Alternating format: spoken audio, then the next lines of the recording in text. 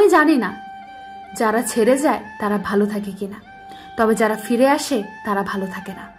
তুমিও ভালো নেই, অথচ দেখো ভালো থাকার জন্য একদিন সব ভুলে মাঝপথে আমার হাত ছেড়ে দিয়েছিলে। এই যান্ত্রিক শহরে অপ্রাপ্তি আর ব্যর্থতার চাদর মুড়ি দিয়ে ভাঙা গাছের টুকরোর মতো ভাঙাচোরা এক মন নিয়ে দাঁড়িয়েছিলাম আমি। জীবনের রাস্তায় কারো হাত ধরে অনেকটা রাস্তা এগিয়ে যাওয়ার পর সেখান থেকে একা ফিরে আসাটা মোটেও সহজ ছিল না।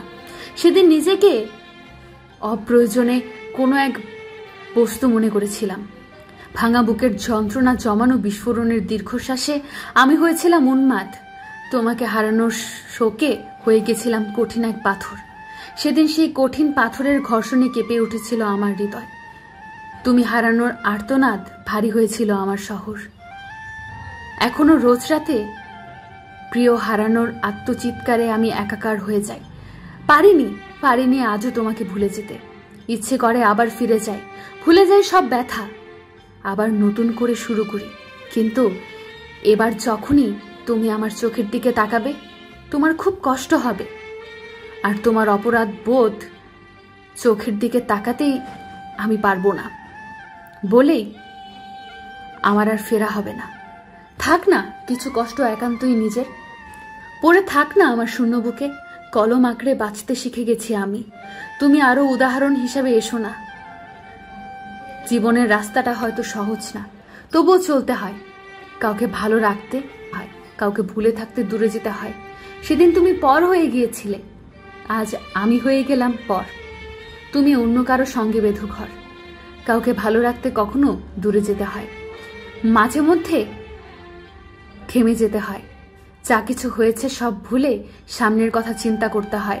মাঝে মাঝে পেছনের সব মনে করে একটু মন ভরে কাঁদতে হয়। আবার সেই সবের মধ্য থেকে বেছে বেছে কিছু স্মৃতি মনে করে পরক্ষণেই প্রাণ ভরে হাসতে হয়।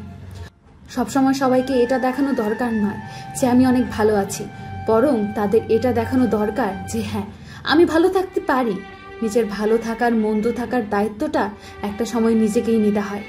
আমি মনে করি নিজেকে আঘাত করার কষ্ট দেওয়ার অধিকারটা একান্ত নিজের থাকা দরকার।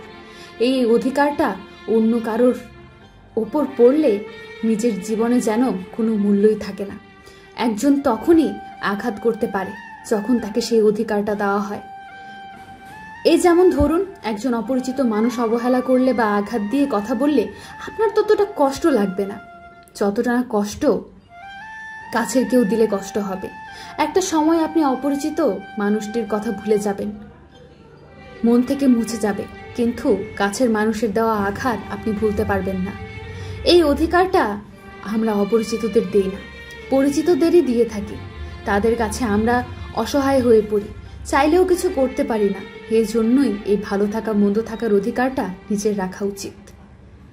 পেছনে যা কিছু হয়েছে তা সব সময় ভুলে যাওয়া বা সেসব ভোলার চেষ্টা করার কোনো মানেই হয় না। গত হয়ে যাওয়া জিনিসেই আছে শিক্ষা দেওয়ার জন্য।